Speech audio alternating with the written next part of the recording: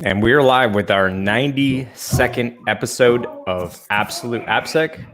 I'm Ken Johnson at CK Tricky on Twitter, joined by my co-host Seth Law at Seth Law on Twitter. Seth, say hi. Hey, everybody. Welcome back. Today we're going to be talking about Minecraft. Because everyone's still in quarantine, and as Ken so succinctly put it earlier, nothing else matters. So we're here. Yeah.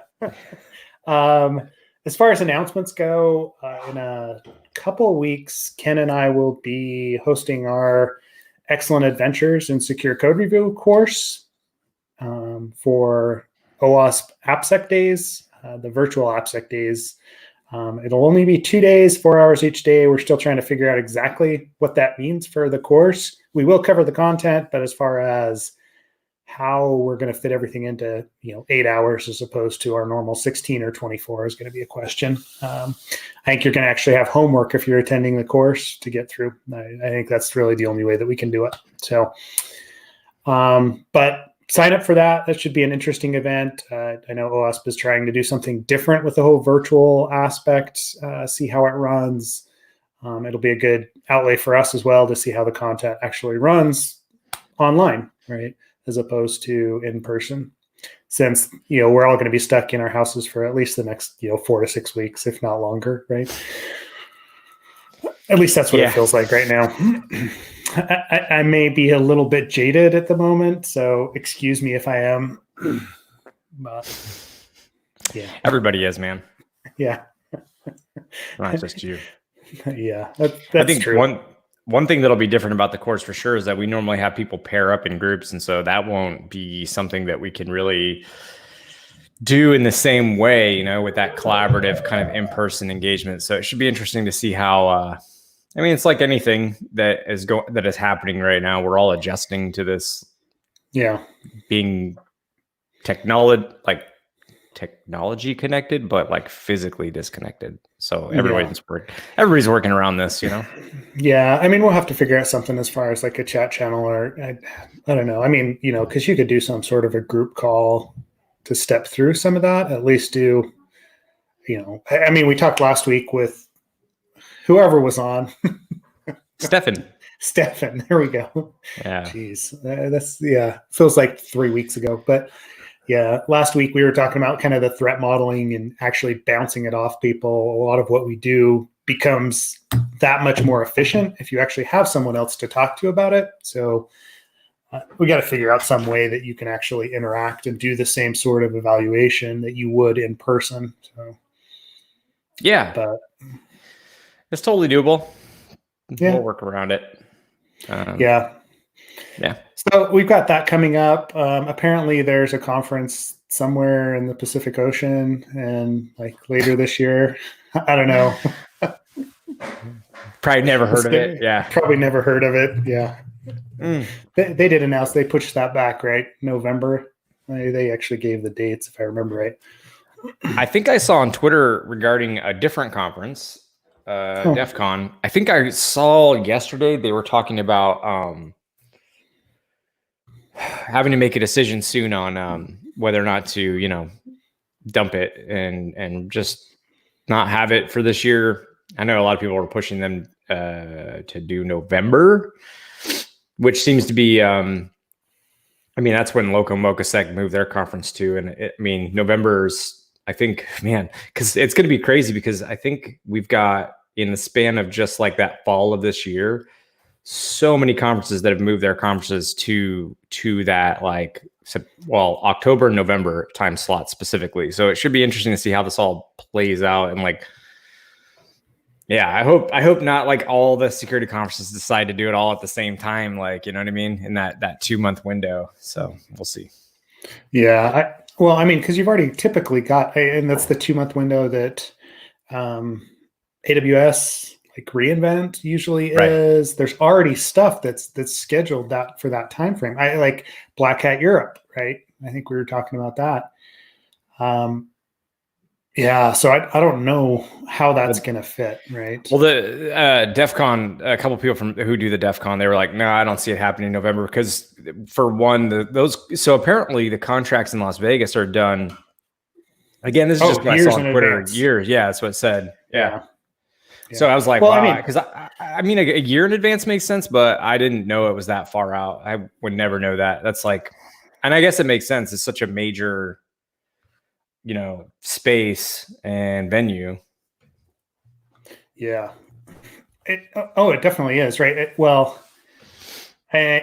Having been involved, right? Like, because the Hacker Tracker stuff, I'm actually on their base camp and everything else. That those guys actually, like, when they're doing all the communications. I haven't paid much attention lately because everything else has been going on. But I know that when they sign a contract, it's like, hey, it's for this week for the next like 3 or 4 years, right? Like it is honestly that far out that they schedule it. So unless it happens to be that they're in a contract year and they can switch it up, it's pretty hard to shift. And then the way that those conferences get scheduled in Vegas at all those venues, it's not like there's open periods, right?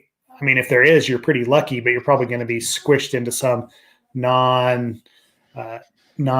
space or non-ideal time if you try to do that. So I highly doubt that it'll happen. The question's going to be, can they get out of the contracts? Can they extend the contract? What is Caesars Entertainment going to say about it? Right. That's realistically what it comes down to is, hey, if Caesar holds our feet to the fire, we're just going to hold it because we can't, right? Like they can't make money or they can't actually support, like they don't, I mean, they make money, but it's not a, it's not a money. It's not like a money making event though. It's not meant to make anyone rich. It covers its cost. There's a few people that it, covers their salary to organize things for the year, but it's not a huge organization. So, which, I mean, I'm sure there are like definitely conferences that, do make a profit. There have to be, right? But like for the majority of people I know who have run and still continue to run conferences, they always say the same thing. They're like, if we don't go in the red, I'll be happy.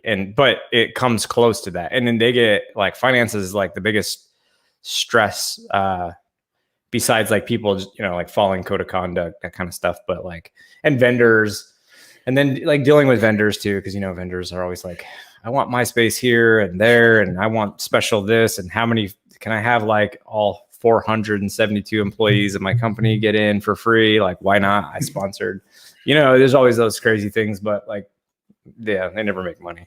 They're not meant to make money. I mean, again, there's probably somebody who's making money. I'm probably full of crap, but I know a lot of my friends who are friends mutually, like they don't make any money off that. They're just like happy to not be broke at the end. Yeah. Well, no, and I mean, most of those community conferences, that's what it's like, right? But, there's obviously the black hats and the RSAs of the world that I'm sure somebody's making some cash off of. Hence the reason that they keep doing it. But the prices there also are, they go way up as opposed to, is what it is. I guess we'll have to wait and see. I know they're getting down to the wire as far as, okay, if they're going to do it, they have to start planning a lot of stuff for end of July. So, from what I was hearing, it's beginning of March is when we'll know for sure. That's when they'll make the no go decision, according to, I think it was DT. Dark Tangent came out on Twitter and said basically that. And then he posted it to all the department leads and stuff like that for DEF CON as well, is that, hey, we know this is crazy, but they canceled DEF CON China, so right, they just postponed it for a year.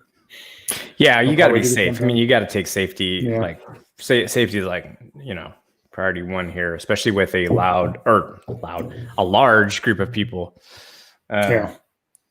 But yeah, that's pretty interesting. Yeah. I was like gonna shift the thing to, well, like one question. So I had this question, like if for the people that are watching, like I'd be interested. Maybe we'll post a survey or something. But I'm curious how people are handling this from like a work perspective, because I don't know about you, but I found myself like working more just to sort of like stay, because when you don't have anywhere to go, you can't do any of like, and I mean, I'm sure people have hobbies that they can do in their house, like I don't know, playing a musical instrument or something like that, right? But for those of us who our hobbies require us to go out of the house, I don't like. There's nowhere to put that energy. You know what I mean?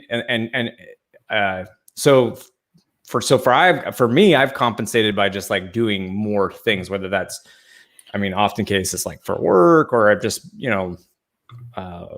last night just started working on the book that we're trying to put together, just like being on a computer, doing computer-y things more. And anyways, like, so I'm just curious for people that watch, like, I don't know, post in the comments or Slack or something. I'm curious if y'all are, like how you're dealing with it, what you're doing. Like, is it surprising how your reaction's been? Like, I'm just curious how everyone's sort of dealing with it, and what's any interesting like byproducts of being stuck inside.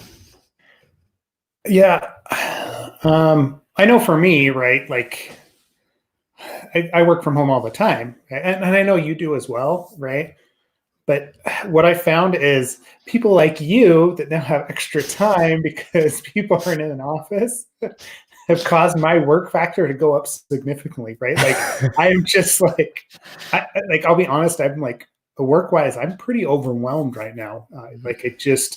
I'm keeping my head above water, but it's been, swing from one thing to the next, and it's difficult to, it's been more difficult than usual to separate and actually do anything extracurricular, right?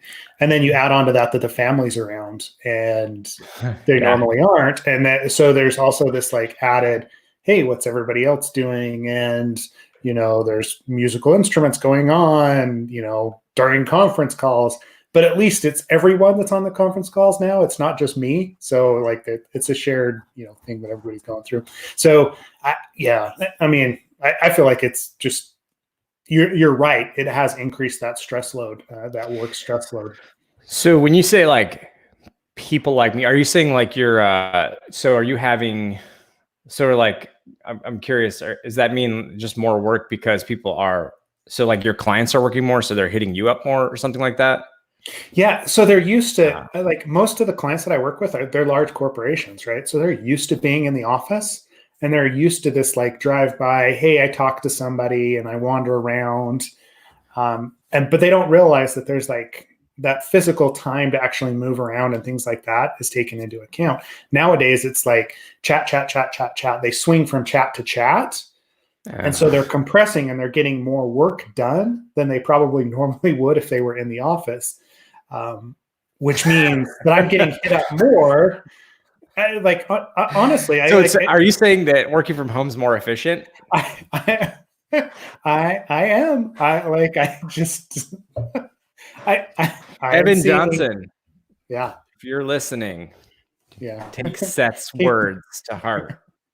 At least for me, and at least for people asking for things and for responses, I am seeing more requests than I normally would. So interesting. I mean, it's anecdotal because it's just, my little sliver in the clients that I'm dealing with, but I'd be interested to hear it like from other consultants if they're seeing similar things. Yeah, Ken Solar, who is, by the way, a consultant and has been on the show, was saying he made an interesting point about people feeling like they need to work more because they are at home, and they need to feel like they're proving their value, which actually makes a lot of sense considering, when like the economy gets uncertain and employment's, is maybe in some people's heads uncertain. There's uncertainty that kind of makes sense, but also just like working from home, you want to show that you're actually accomplishing things. I'm sure if it's new to you, you're not used to, it probably just feels weird. Yeah. I don't know. Well, yeah, he's probably right. I mean, I'm sure that's why I get hit up from the people that probably wouldn't be following up on as frequently if they were in the office, is because, they're trying to show their value and they're trying to, prove that they're doing what they should be doing. And yeah. By the way, Toller also mentioned, judging by my outfit, because it's got jujitsu stuff all over it, this is totally accidental. This is the shirt that I put on yesterday and I suck. and nothing matters anymore. So I'm just like wearing the same shirt from yesterday. And then my hair's a freaking mess, no barbers and whatnot. And so like I just threw on a beanie. This is a total accident. It like, I promise you, it wasn't not planned to like rep the gym. But sure. Yeah, I know. No one's gonna believe that, but it actually is legitimate. Like it wasn't until he made a comment that I kind of thought about it. Yeah. Anyways, I was reading through Clint Gibbler's TLDR sec. Man, like I sent a tweet out to him thanking him for it, but man, it is such a useful newsletter. If you're not checking out TLDR sec, you are really missing out. There were a few things. There's one article from NCC that he had posted, which was about so it was over is DNS over HTTPS or DOH. It was interesting because they've got this tool they had put out, Singularity. I should probably get some links here going. They put out this tool called Singularity, which is used for DNS rebinding. And just a quick refresher for those listening on DNS rebinding. What did I say? DNS rebinding. I can't speak today. I swear, head's foggy. Anyways, for as a quick recap, the idea is your browser is communicating with you think you're communicating with one website, which would be like the attacker website, but they're actually having you make requests to, like, let's say an intranet site internal to your network, or to just whatever the target website is. So they're tricking your DNS into thinking essentially that it's communicating with one domain, but it's actually communicating with another. So it's like targeting your request to go to a site you didn't mean to go to, which is pretty interesting. I think right now for me, it just kind of squarely falls into like, that's a really interesting attack. And then with SSRF, when you combine those two together, that could make for some pretty interesting scenarios. But I haven't actually used Singularity, and hadn't actually used Singularity on DNS over HTTPS, which is baked into, I guess. I mean, I know Firefox, maybe I think Chrome as well, as they stated. Anyways, apparently the tool worked pretty flawlessly and without much issue, which was surprising to me. I would have thought that would have been not the case, but let me just get the link here. It was pretty interesting and fascinating to read that. Oh yeah, I just dropped it in our chat and dropped it in the Slack channel as well. Thank you. Appreciate that. Yeah, and in that article, they actually have the link to the Singularity tool. And I mean, what they ran into was actually more just like troubleshooting how the tool worked. It's like, so when they couldn't get some of their requests to like some of their DNS rebinding attacks to reliably work, it was just because they had to it was just normal, like fixing your code. I think that their DNS queries it was basing rebinding off the last DNS query instead of the first DNS query. So that caused some confusion with the tool. And there were it was just a couple minor things. It wasn't like the security mechanisms of DNS over HTTPS made it super hard to use. It was just like their tool just needs some troubleshooting. So anyways, totally cool. Very interesting. He had like Azure security docs, which you're actually, speaking of, I had shared with Ken Toller earlier this morning, because I was like, man, this is cool. Just it's really got a lot of good information in that newsletter. So definitely. Yeah. I like, that's one of those that, I mean, the stuff Clint's doing to compile all of that, he just seems to have a knack for it. Right. Yeah. And I always get, and now I'm like jumping down the DNS over HTTPS rabbit hole. So I'm not going to dig into that now, but I've got to pull it up. Because that was one that I actually didn't, read through from the newsletter when it came in, right? Like he's got so many different topics that you can dive into. And I know there was one that he posted recently, which was on, I can't even remember now, but there was another one that was in, which one was it that I saw that I had seen earlier, and he pulled it into his, I can't remember. I'll have to find it. Was an interesting article or presentation.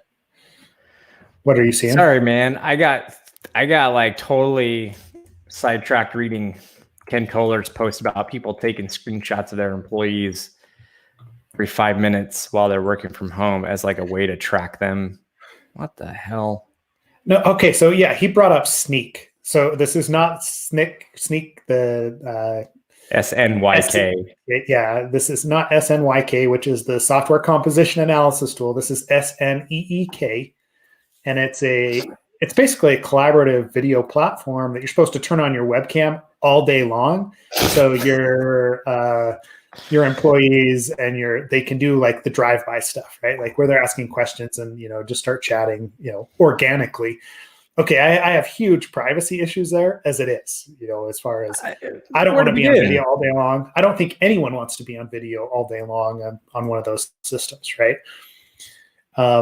But yeah, it says that the Sneek webcam app, there's employers that are actually taking pictures every 5 minutes to monitor and then going back and checking. You should post that link. Yeah, sorry. Well, it's in there, but I'll post it on the YouTube. Yeah. Kind of not. And they're like, yeah, it was never designed to spy on anyone, said the company whose product's named Sneek. Yeah. Yeah. And of course, David Hansen, DHH, from, if you're not familiar, is a very opinionated original creator of the Rails framework, and is founder of Basecamp. And you and I have read a couple books from them. There's like Rework, and I'm looking at Rework right now. And then the other one was it Drive was by them too? By that team? I don't remember. It could be, right? Those are similar. But you and I both read the books, and there's actually really good because they are remote first, plus like there are things not like we're going to do a 40-hour work week. We're going to do the work week that beats the goals that our company wants. And they have all these revolutionary ideas, and in a sense about, well, revolutionary at the time anyways, or if not revolutionary, sorry, maybe that's the wrong word. That's not what I mean. Revolutionary. I mean, polarizing, I guess, or, kind of like, yeah. Anyways, it's, I guess that's not what I'm trying to say. I'm trying to say it's controversial. That's the word I'm trying to find. Jeez, I can't figure out the word controversial today. Just because they're like, yeah, we don't feel like you need to work a lot. We don't need to like do all the products. We just need to do some of the products. We're not interested in taking funding, like all this stuff that's not. So anyways, it's no wonder somebody's so outspoken and so controversial in the opinions they presented at the time, where people weren't working from home like they are now, is commenting on this, because I agree. It actually makes my skin crawl too. What a weird idea. Yeah. I don't know. We've both run small businesses that are remote first. And I would never, as someone that like has been in leadership on those teams, I wouldn't want to have that view into my employees, right? Like it just feels, man, right? Well, interestingly, they're saying that in this article that their product was based off of some of the principles of the the book. The book, really? DHH put out, yeah. So that's interesting. Anyways, so I guess like they were saying this software is actually was not, which is possible. It wasn't meant to do that, but like that's how it's being used now. It was more just like for people to use to feel connected and like in the same room. But all right, whatever. But using it like in that way is gross. Yeah, I mean that would be the same thing as, hey, you've got like a mandatory like 8-hour WebEx or whatever session that you have to be on, Zoom session. Like you could abuse those other tools the same way if you really wanted to as an employer. Right? Yeah. It just feels like that's crossing that line as it is, as far as, hey, everybody has to be on there for 8 hours a day. Yeah. I'm with DHH on that. It makes my skin crawl a little bit. So dislike, Ben says. Dude, also, yes. like, I don't think can we just talk about the whole 8-hour arbitrary number that came up for a second? Okay.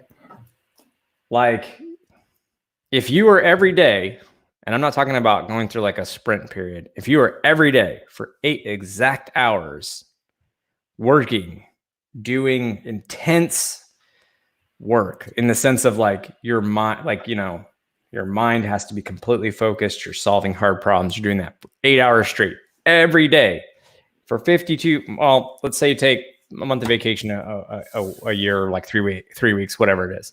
So like, what is that? Like 49 weeks ish, maybe less with the holidays.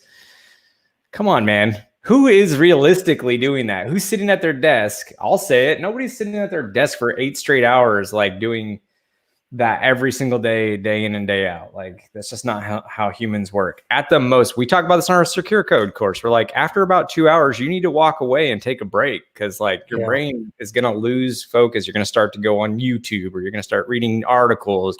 You're going to be taking a break without realizing you're taking a break anyways. Just get up and walk away. Like, take a stroll, take a walk. It's healthy. Your mind needs it. It's weird to think that somebody's just going to sit at their chair for 8 straight hours a day. It's like, I mean, yeah. Anyways, that's very opinionated, I'm sure, but like, come on, let's be realistic. Well, I mean, I think it's changed, right? Like you think back to the days when, I mean, you were, I don't know about you. I had a job in college where it was like factory floor working, right? And, it was, hey, every hour there was, 50 to 55 minutes of work that you had to do. And then you got a small break, and then you came back and you sat down and you rotated through different things to kind of keep you at least somewhat interested. But the factory floor jobs and that style of manufacturing, right, it lends itself to, yes, there's a small break, but you're doing the same thing over and over and over. But now that we're moving into more of these information style jobs, right? Like where you're asked to be creative, where you're asked to solve problems. It's not just a rote, hey, I'm putting this product on that product and, moving it down the line. It's not that sort of assembly process. It's, I mean, you're absolutely right. It's a different type of job. It is. It's a different type of job. And I should have threw in the caveat you're kind of adding there. I mean, I've done jobs definitely that require no one job, I literally just walked through a warehouse, and this is before Amazon was Amazon. And it was like you would go through, those magazines you'd go through and you'd like pick the electronics for at like a discount. It was one of those places. So I just would walk through this this essentially big inventory of electronics, go to my sheet, go pick the thing and just put the thing in the cart, and then just put the cart with the sheet on, that's it. It was very mindless. I say literally that job is now done by robots. Legitimately, Amazon does it with robots now. So it's it was a pretty mindless job, to be honest, but it was physically intense in the sense that you're on your feet for 12 straight hours. So you even then had to get breaks. You know what I mean? Like, we're human beings. Like, even then we still, your legs and your feet and everything hurt after a while. And so you need breaks. And so I don't know, even in a mindless job, there's still breaks between, Yeah. Well, and I mean, they've learned that over time, right? The factory workers, you look back to Henry Ford and, everything that happened there with it, as far as, hey, we're putting together this, okay, we're getting way off the AppSec topic. I know, we actually had other stuff to talk about, but here we are. But you look at it, and I mean, basically, the information workers at the time were like, hey, we're going to maximize efficiency with our employees, right? And they realized that, hey, if they didn't take a break every hour, right, for at least 10 minutes, that efficiency would go down and more mistakes would be made. And then so they've learned that over time. I think in the office setting, and this is what I was going to go back to, it goes back to what we were talking about at the beginning about how things seem busier. I think in the office setting, people naturally, they get up and they get a cup of coffee. They get up and they go to lunch, and it's at least to the cafeteria. They change their view. They walk, around the building to talk to someone. Right. So those breaks are happening, and that's what's not happening right now. So they feel like they need to be in their seat for 8 hours a day, and they've got to be efficient that whole time. as opposed to, oh, guess what? It's probably okay if I don't respond to that email within the first 5 minutes that it comes in. And if you haven't been working from home for a while, you don't realize, like, to keep your sanity, that you have to do that, because you're introducing that work kind of impetus into your living space. Right? And unless you separate that out somehow, you're going to go crazy. And we haven't hit that yet. I mean, most people, this is the first time that they've worked from home. They're 4 weeks into it. It wouldn't surprise me if we start to see some sort of like work burnout based on that fact. That would be interesting. Because we've all gone through that, like that whole, hey, I'm starting to work from home. I feel like I have to respond to everything instantly. I have to be like at the top of my game all the time. I have to be producing more content than I would than if I was in the office. And you've got all those same pressures that are coming at you. I mean, Ken mentioned like a P1 and everything else that could affect your day. You still have to solve all those problems, but now there's the expectation that, or you put the expectation on yourself that, hey, I have to respond and I have to get through X amount of tickets, or I have to make X amount of progress in a day because I'm at home, where you probably didn't have those same expectations if you were in the office, right? Yeah, absolutely. And Ken Toller brought up a good point here about like people who are living in smaller spaces, living and working in smaller spaces, like, because again, going back to the fact that you and I have been doing this, and probably a lot of people watching too have done like work from home. But I mean, you and I have done a lot of our career at home. Yeah. And I mean, I feel like I'm well set up for it. My office reflects everything that I like. I've got space. My house has got enough space for like everyone to be comfortable. And, but there are people now who are, actually Ken Toller is a good example. He lives in the city. And for those that live in the city, space is a premium. And now you're talking about people that are used to being able to like, I feel like the trade-off, especially in cities, is that you trade like this living space for just being out and about and like having lots of options, where to go to eat, where to go to see music, whatever the thing is. And now you don't have that and you're stuck inside a small enclosed space. That has to exacerbate all of the anxiety that you talked about, which I think if you're not feeling a little anxious right now, like that would be abnormal. Yes. Yeah. So No, I think you're right. Like it's going to be interesting. He's right. Yeah, he is. It's going to be there's a mental crash that's coming on top of the anxiety for, hey, guess what? COVID-19 is happening. So I can't talk to people. I can't see people. I can't be where people are. Now I'm stuck in an enclosed space, and I'm putting in more hours than I probably should. And I've got anxiety issues to deal with the fact that I can't like see my boss and see my coworkers. I think there's definitely like a mental, I mean, crash, or there's going to be some sort of a backlash that happens. It really depends on how long things last, right? In your community and in your situation. It will be interesting to see if there was, again, this is just anecdotal, but I had seen someone who realized they're now moving after seeing how much money was saved, they're getting rid of their, I wish I had saved. Oh, it was somebody in Silicon Valley. Yeah. They were like, man, I spend millions of dollars on all this space and I don't need to. I'm going to keep the workforce at home. Yeah. So, it was a startup, and they're like, hey, we're spending $10 million a year on space. That's what it was. 10 million. Yeah. So we saw the same. I saw the same article, and I'm sure it was Jerry or somebody who posted it. Yeah. I'm sure we can find it. Not to say working from home works for everybody. I mean, there's pros and cons with both. I mean, like I can honestly say, I'm definitely an introvert. I know you fall more on the introvert spectrum as well. And I'm, now like, this sucks. Even I'm like, all right, this sucks. I need people. Like, oh no, we were texting back and forth last night about it, right? Yeah. It's like, man, and part of it, I know for you and me too, right? Like I'm introverted a lot of the time, but there's that the whole aspect of we travel for work and we go to these conferences, we meet people. That's where a lot of the interesting research happens. And I'm used to having that kind of injection of excitement every, That's month what it or is. couple of months Yeah. of, hey man, this is awesome. The stuff that we're doing, the problems that we're dealing with. And then I like at this point, I'm like, I don't have that to look forward to. Right. It's Yeah.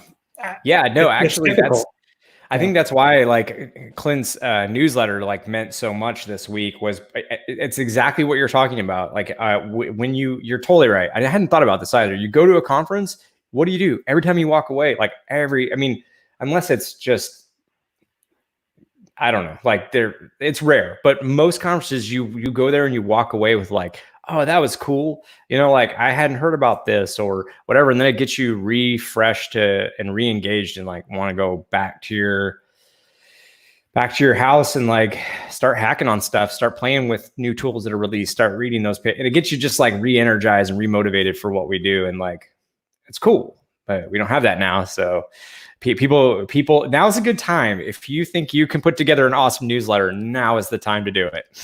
Yeah. Yes. Did you see that comment from Ken? Now is the time to go. He wants to go, ride through a city as a scooter gang looking for a place to eat. That was so much fun. So I don't know. Like, I don't know if we talked about this, but we were at, to explain that comment. DevSecOps days. DevSecOps days. Yeah. Austin, Mike McCabe, Ken Toller, Seth, myself. We had a great time. We just like rented those Uber scooters or whatever it was, like Lyft scooter. I forget what it was. Anyways, and we just like scooter ganged through Austin and just went bar hopping on scooters. It was super fun. It was like nobody was out. It was super cold, right? Because it's like November. Yeah. Bad wind chill. Nobody wanted to be out, and we're just like off to the next bar on the scooters. It was cool. It was a good time. Yeah, but no, but that's just it. Like that's exactly what he's saying. Is that's what we're missing right now. Is like that kind of connection. Yeah. Remember November. November. I love it. But yeah, no, it's a good time. I mean, I know we're all going to make it through, but I do feel like there's going to be significant changes to remote working, right? And like interactions, like personal interactions with people, like this has definitely changed.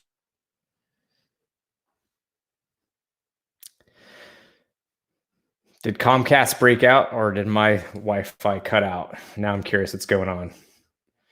Okay, I can see on the YouTube, it is definitely not me. Comcast. And on the record, so we were just talking about this and Seth is frozen. I'm just going to take this moment to crap on Comcast. I have Fios and have not had really any significant outage since I converted over. But man, when I was a Comcast customer, it was just like, there was always, I know this is a great screen grab. Nice, Ken. Yeah, I would always have outages with Comcast, and that's actually why I switched over. I was super frustrated with the service provider. So I'm going to hit up Seth real quick and see if he's going to hop back on. We've been going for a while, and we haven't even gotten to any of the topics that we were going to talk about.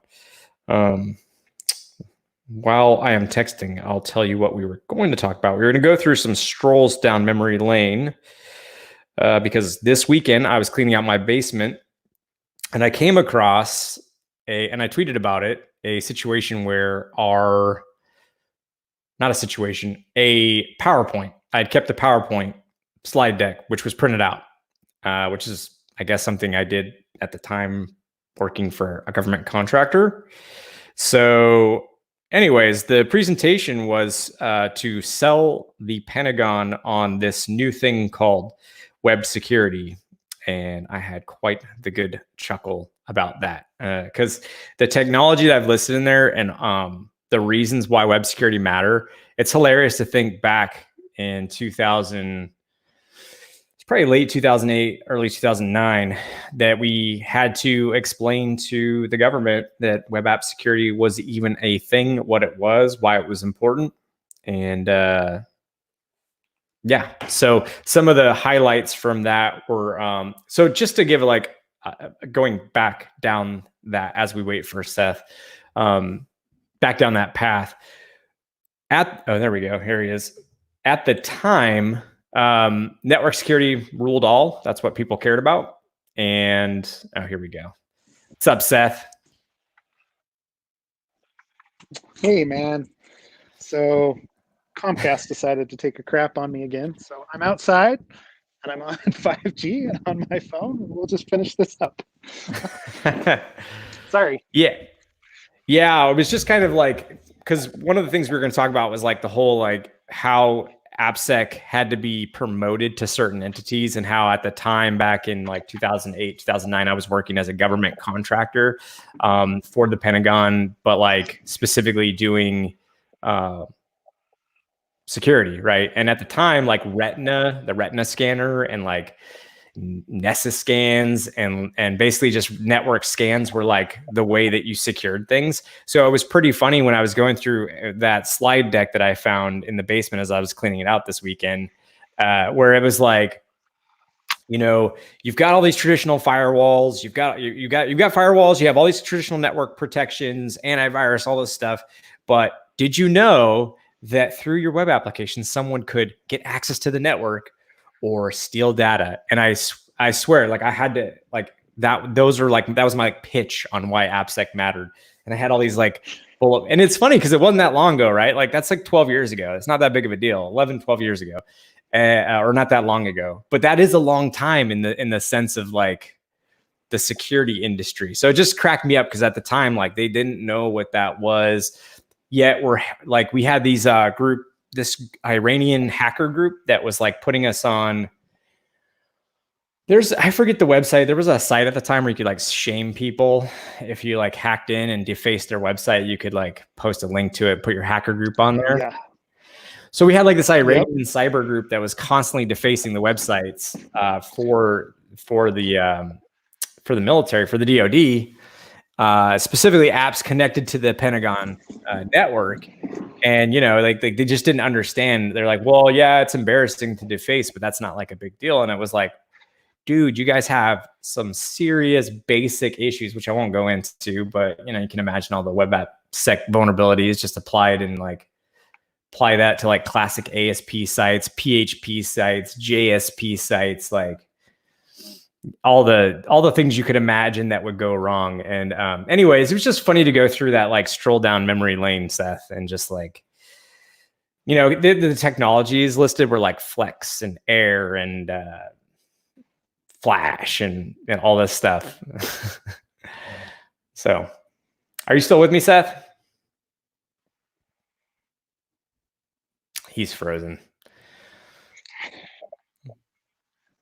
You there?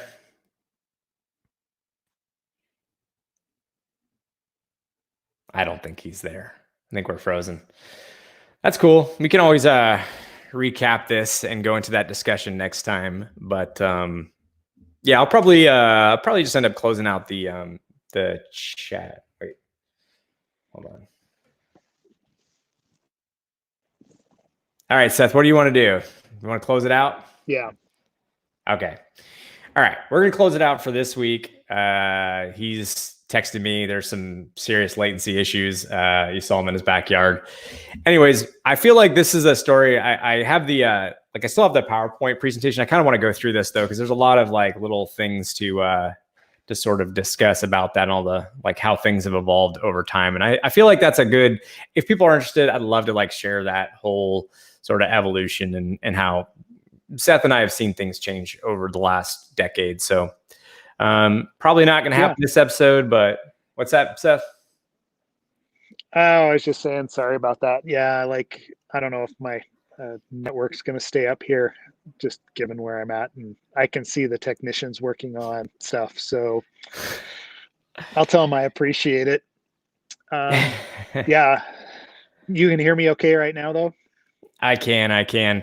One thing Ken Toller had mentioned, which I thought was like pretty kind of an interesting idea, is maybe doing like a virtual happy hour at some point. Yeah. So maybe we could put together something like that. Yeah, let's try and do that this week, right? We'll just post in the channel, maybe do something on like Thursday afternoon. Yeah, I'd be up for it. It'd be fun to, and then we could swap war stories there. We'll record it and maybe post it or maybe not, right? Like, I don't think it'll necessarily have to be something that we actually put onto the channel, but at the very least we can get people together and we could swap some war stories. So that'd be fun. And then see if people could actually, come out of their shells a little bit right now, or pretend to.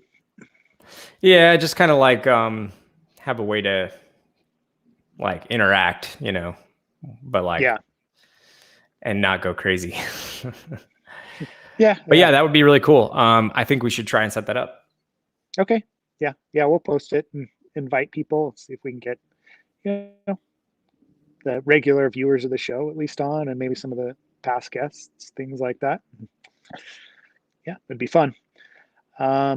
Otherwise, yeah, I don't know. I'm all out of sorts now because my internet's down. So. Well, I was gonna bring up two things. One is if you have topics you'd like us to cover, whether it be a technical or whatever topic you're interested in, you can email that to absoluteappsec@gmail.com, or you can put it in our like Slack channel, or you can DM us on the Slack channel, whichever, or even on Twitter. You have our Twitter handles. It's at the beginning of each episode. So that's one way, and then or several ways. And then so that was the first thing, and the second thing was oh gosh, I forgot the second thing. It was actually, yeah. No, we'll stick with that for now. We'll stick for. Okay. I was kind of gonna mention our plans for the future, but I think what we'll do is we'll just unveil the whole thing we've been talking about doing, and just see how people take it. So like, there's a little surprise in store, little good, happy things that should, make people, give people value and be like, useful and it is a good, hopefully good, with the timing of being stuck inside. So we'll see. Yeah, we've got some plans as far as, adding more value, right? Like Ken and I really enjoy the podcast, but there's some other things that we've always talked about doing that'll be associated with Absolute AppSec that could continue to drive discussion and help people getting into the industry, just all the things that we value. So watch for that. Hopefully the first, that'll be announced within the next couple of weeks. Just depends on, how much free time Ken and I get, or I get, I should say. Yeah, you're the one really busy. Yeah, but it's okay. So, but outside of that, right, I, encourage everyone to stay safe, stay home. I feel like we're kind of we're pushing this instance that people are getting used to the fact that they're home, but now want to go back out, and it's still being recommended that they don't. I'm especially struggling with like parents and grandparents that are used to this, like, oh, we see everybody every weekend, and we haven't for 4 weeks. Oh, there haven't been any cases here. It's fine. And I'm like, ugh. The only reason it hasn't is because everybody's been pretty strict. The second that you stop, that there could be an increase. So, I mean, we'll see what happens, but yeah. Well, I had, since our relative, so I mean, we've been doing FaceTimes basically since our relatives had, the grandparents don't live here. Like we had, this was like this was actually a year and a half ago or so. I had bought, because they were on super cheap sale, some Echo shows, because they didn't have like, and they had Android devices. So we bought like some shows when they were super cheap. And so I sent some to the grandparents in different states. But anyways, any old Zoom's free. Yeah, video chatting helps somewhat, but it is not the same. So yeah. Well, I mean, this looks like it's working okay right now. Do you want to, like, what other topics did you have that you wanted to? Oh, that was the only thing. It's just kind of like, I was curious to hear. Stuff. Yeah, I was just kind of curious to like, I was going to mention that, and I honestly should have brought the slide deck up here. It's hilarious. Because one thing I also found was I don't know if I should admit this, but it is going into like a shredder this week. But for some reason, I still had one of my reports from back then. Oh, bro, web security at like It was awful. I was reading through this. I was like, how could one site be this bad? Like, it was and I was just like, this needs to be burned. Like, I can't hold on to this. I don't know why it's in my stuff. Like, it's, it's fine. But yeah, anyways, like, it's such an old report. It doesn't matter anymore. But anyways, like, it was funny, man. I was surprised. I was like, dang, we really didn't understand web security at all as I say we understood, but not all of our developers. Yes. Yeah, the customers. Yes. No. Well, people take for granted, like, OWASP has really helped out a lot for awareness because, again, I'm going back to like looking at this thing where it's really basic, man. Like the explanations of trying to explain why web security matters, but then also explaining like what some of the major vulnerabilities lead to and like trying to keep that at a high level. And then seeing that report in tandem with the slide deck, I was like, man, things have improved drastically. And I not trying to like tout, separate OWASP the org from all the individuals that have contributed to it and put their free time and spare time into it. So separate out how you feel about, which, I mean, like, I don't know. Some people, I mean, most of us are cool with OWASP, but there's definitely some people that aren't. But at the end of the day, what you can't take away from it is that it's taken all these open source efforts, put it into one place, and then shoved it in people's face, right? They're like, this matters. And it's done a great job at that when you look back at where we started as an industry. Yeah.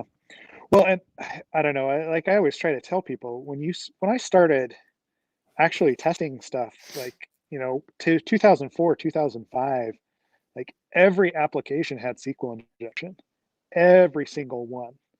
And that's where it started, right? Like, and we're not talking just like one place, which is what you'll find here and there, right? Like somebody trying to do something with tables or whatever else, right? It was like every single field on an application, and including the login page, and you could bypass login and you could do all sorts of crazy stuff.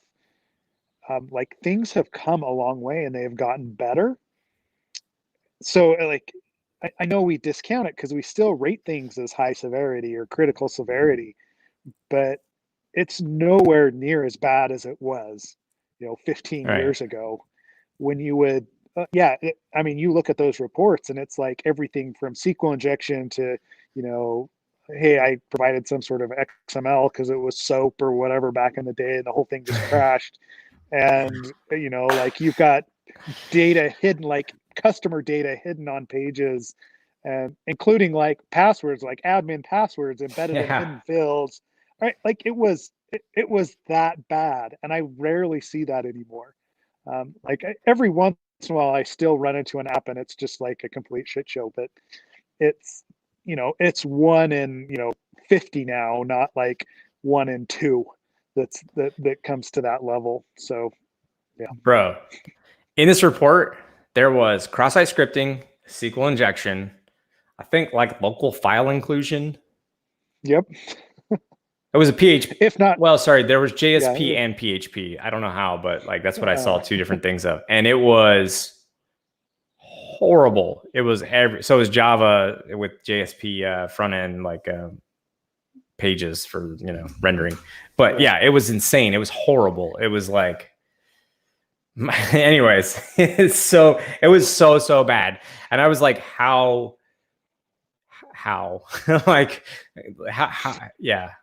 So it was pretty bad, but it did make kind of, when you mentioned SOAP, it did crack me up too, because SOAP was in there, like, yeah, I mean, and there were like queries you could run and endpoints you could hit where you could just download everyone's data. It was just awful, man. It was like, so forceful browsing, insecure direct object, everything. Like the report is again, it's going to be burned here in a second, but anyways, it's so old, it doesn't matter. But yeah, it was just crazy. Like, it was really crazy to read. So yeah. Well, yeah, I mean, that's what I'm trying to say is, and I know that when we had Manico on, right, he talked about how it's like, oh, the frameworks have made a huge difference, and eventually we'll get there and there won't be any vulnerabilities. And I still dispute that, but I don't dispute the fact that it's gotten better, and developers are more conscientious. they understand security, they're trying, right? And business as well realizes the risk that's there. And so it's, yeah, it's not all doom and gloom, even though at times it does feel like it, because it still does feel like you write the same report over and over with the things that you find. And maybe it's just because as as someone that assesses code and applications, you get really good at finding certain things. But yeah. No, So, yeah, like yeah. I keep referencing this report, but I only reference that report because that's how all my reports look. That report wasn't special. It was how all my reports looked. It just happened. The only thing that was special is like I don't know why I had it, but I know for a while I was working from home as a contractor. That's probably why. But anyways, it doesn't matter. Like the point is that all the reports looked like that. It was insane. It was and like that time was awesome because it was when I was still kind of cutting my teeth on web AppSec. So it was a beautiful time because everything was vulnerable and everything in the web app hackers handbook was relevant and applied and all those vulns were there and it was awesome and they were easy to exploit and burp was a thing. So that was cool to use and nobody really even understood.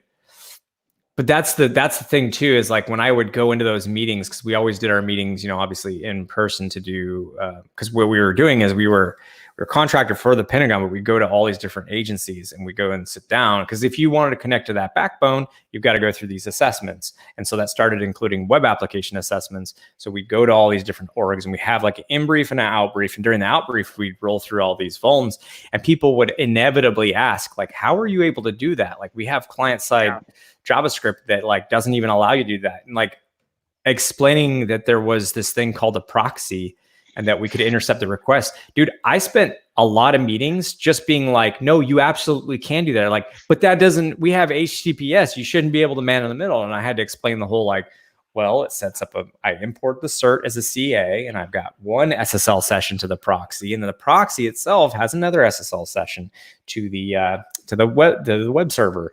That's how this works. And I spent large swaths of time just explaining because people would just be like, whoa, what is this magic that you're doing right now? Yeah. Was that exclusive to the government side of things or did you also see that? No. We had full write-ups on this is how a proxy works. And this is why we can do what we do. If you want to do it, here's a proxy. I mean, back in the day, we were using when Burp first came out, we were using Web Scarab, which was that OWASP proxy, like a Java one. But yeah, we would a full-on walkthrough of this is how you insert the certificate. This is how you can replay the attack. And you can become a hacker too, right? It was just intercepting the request was a crazy, crazy thing. So it wasn't just the government. It was across the board. That was the developers didn't understand that, right? They just didn't understand HTTP was a plain text protocol. And I especially saw it with enterprise developers, right? That were being trained by, for .NET and for they'd use Visual Studio and it was just magic on how it interacted with the server. Or, really? even that's what it felt like. Oh yeah. Yeah. Yeah. That's what it was. It was just oh, well, I used to develop, client server applications. And all I know is I just put in the server IP address, whatever the network guys tell me, this is what I put in here and it works. And they were treating web apps the same way. And you're but you're not you're not protected by TCP. You're not so yeah, that's where a lot of it came from, I believe, back in the day. Now, now it's better. Right. But yeah, the whole write up of how to intercept a HTTP session was a staple for a long time. Nowadays, you can get away with intercept your traffic and then you move on because they mostly understand that. Yeah. I mean, it's well, in case anyone's wondering what's going on. Yeah, no, but I say that but I get into trainings, right? And we're teaching people AppSec 101, and that's still the biggest thing that the developers don't understand when they walk into that is, hey, can you see the traffic that's going back and forth? And setting up Burp Suite for the first time with them, it's just a mind-blowing experience, right? Because they're like, Right. whoa, wait, you mean that I can stop that and I can make changes to it? And I'm like, yeah. And we've been able to do that for, 20 some odd years. And this is why all this other stuff works. So, Yeah. I mean, I think we're just better at explaining it, and we're doing it more upfront than, somebody that's been in the industry for 5 to 10 years already knows that can happen, as opposed to they're being blown away with it. Sorry, what were you saying? No. Yeah, no, it's fun to go down this stroll down memory lane. No, I was just saying that in case anyone's wondering why keep saying it doesn't matter regarding the report. It's because like it's all obvious crap. First of all, if that site's not online anymore, but if it was, it was so bad that you would just be able to like immediately start do it. If those vulnerabilities still existed, like it wouldn't be any proprietary secret thing, man. It would be like all over the news. Yeah. It was just very obvious stuff. So it wasn't anything like special. And you have to remember, I was pretty early on in my career. So I was still like, there's probably a lot of crap that like I didn't even know to look for, that I would now. So but yeah, that's why I keep saying like it doesn't matter. Yeah. Well, and that was it, right? There was a reason that we started writing these vulnerable apps to test things against, right? Like that's why, all of the, the apps from OWASP are out there. Because we do run into that. Nowadays, it's not every single vulnerability in the same app like we have with Juice Shop or whatever else. But you still find, a vulnerability here, a vulnerability there, and it might not be in the same app, but at the very least, it exists. So. Dude, I get excited at the prospect of finding a SQL injection now. Like that's actually honestly like that would be freaking cool. I mean, horrible for like if it was okay. Let me walk all that back.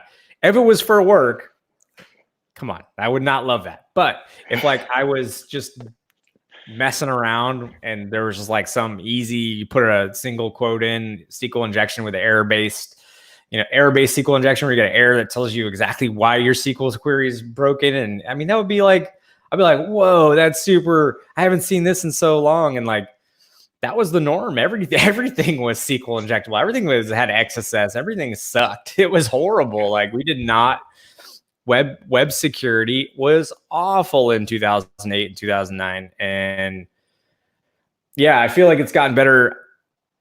I've seen, I don't know about you, but I feel like after 2013, things really picked up improvement wise. So yeah, they really have, right? And that seems to have been the tipping point as far as recognition in the developer community and, new frameworks that eliminated a lot of things, right? So being a consultant within the last, 2.5 years or whatever that I've, been doing Redpoint, I think, like there's been 2 instances of SQL injection that I've found. But they were both see, and I know, right? Like it used to be that it was just like every single app. Everywhere. I know these two instances and how much fun it was to actually pull out SQL map and just like rub my hands and be like boom, boom, boom, boom, and you're dumping databases and I'm cracking passwords that are coming out of the database. I was like, wow, this is amazing. I wish we would have had this back in 2008, right? Because it would have like made my life so much easier. But at the time, right, there was a lot of, I remember looking for blind SQL injection and like doing, selects, subselects and, unions and having to figure out exactly how many parameters are coming back. And it was a painful manual process. And yeah. I mean, for people that are new, that are coming in, I was thinking about this because we have a couple newer people and I was just thinking about the challenges that they face as opposed to like at their, how do I say this? When I was at that stage in my career, the same as them as they are now, it was easy. It was easy. Like you said, like everything was SQL injectable. Everything was like, had some major issue. You could throw a dart on an app and find a vuln, right? And like, they were pretty easy. It's like, well, you didn't parameterize your query, or you didn't do this, or you didn't do that, and it's pretty easy to kind of like solve and to find, and But now, like at them coming in at the same point in their career where I was when things were just felt really easy, like I don't envy. It's very hard, the things they have to like deal with, because you've got such complex web applications. Like that was one of the things too that would kind of made me crack up from that presentation I'd give about why some web security mattered. It was like, oh well, before it was like, here's just some static HTML and some maybe if you're lucky some Ajax, which by the way, do you know what Ajax is? Nobody knew what Ajax was, right? Like, what is this magical technology called Ajax? And now that was like, so in the presentation is like, oh, and now it's like more complex because you've got like ActiveX and you've got Flash and you got, right? So it's like or like Silverlight or whatever the heck. And Seth dropped again. That's cool. We're almost at the end of this. Point being, for the folks that are coming in now, applications are far more complex than anything like I had to deal with and most of us had to deal with. So the applications are far more complex. Even when I had like put in a prediction of what web applications would look like, it's far more complex than even my most complex projections at the time. And then the problems are extremely different because most of the frameworks, browsers, there's like these standards that are out there. So when you go to solve a problem and somebody, and most developers, especially the ones we work with, they know all the basics and cores of core fundamentals of like AppSec in general, right? Like writing secure code. So now the problems that you get pulled in on, even as like early on in your career, are so much more difficult, in my opinion, than when I first started. Yeah. And it takes a lot more time, right? And a lot more thought to solve those problems. That's definitely what I've been running into. And even something as simple as solving like authorization issues, business logic flaws, right? Because one of the things that I've been doing is like secure coding, right? Taking an old code base that has vulnerabilities in it, and for clients actually trying to fix that code. I don't think developers get enough credit with how difficult that can be on some of those code bases that are 10 to 12 years old. Because there's no framework available, or the way the initial developers put things together, flows, and it's really easy to miss stuff. Like the problems, and then you expand on top of that, things like cores, content security policy, other issues and new technologies introduce new vulnerabilities. It's become a lot more difficult to actually wrap your mind around everything and become an expert in solving those problems. And it's not just a, hey, I can go read the OWASP top 10 and I'm covered. Right? No, the days of that are long gone. And browsers all behave differently, which they always have. There's always been that nuance, but like you said, with all the technologies that are in place now and have been enabled to like prevent security issues, it's weird to make things work and make them work securely, and it's hard. And then even if you think you have a solution, and I've been running up against this, especially the last like month, browser behavior being different from one browser. Yeah. So behavior being different from one browser to the other. And then just like the interpretation of how specs are supposed to work. And then like weird things I didn't even know that, like, I was like, what? The browser does it this way. Why? And then you go and you look through like the discussions around it. And it's just, it's very complex. It's very complex. It's not like how easy I feel that it was when I first started, just like, hey, put a single tick into a form on a classic ASP site. Boom. Here's your report. Yep. So anyways, yes. I guess we should probably wrap it up. Yeah. I mean, we've been talking for an hour. So, but it's good to actually think about that, right? To consider how far we've come. But then I also like, kudos to the people that are coming into the industry now and wrapping their brains around it. Because it is so much more difficult, and like, feel free to reach out, right? Like, if you have a question on why something is the way it is, hit us up. Most likely we've dealt with it in some aspect, or jump onto one of the Slack channels. There's multiple people in the industry that'll help you actually work your way through it. But don't be afraid of it, because there's still SQL injection out there to find. Yeah, and it's still fun when you do find it, right? It's not quite as debilitating as it once was, but yeah. Anyway, well, it's good to catch up. We'll get this ripped and posted, and I think, who do we have on next week? I think it's the Hunter 2 team, right? That's coming on, or that? No, it's the Hunter.dev team, I believe it is. The guys that are doing that open source secure code review stuff, right? Or secure code fixes that they're paying for. Hunter.dev is next week. Yep. So that'll be, that'll be interesting to talk to those guys about how they're structuring their business and, paying for basically vulnerability fixes. It's interesting space. So. Yeah, no, definitely. Cool, man. It was good catching up. Yeah, appreciate it. Thanks for dealing with my crappy internet today. I'm gonna go see if I can yell at Comcast some and get things solved. You can yell at them; it won't solve a thing. Believe me, I know from experience. Yeah, I know. I'm gonna try to catch the technicians that were just like ripping like down the street, right? I'm like, guys.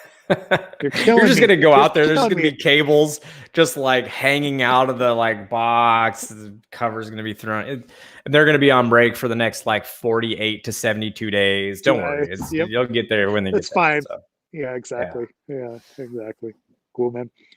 All right. Well, we'll see everybody next week, and stay safe, stay home, and jump on the Slack channels and let us know if there's something that you want us specifically to cover. Appreciate it. Later. Bye.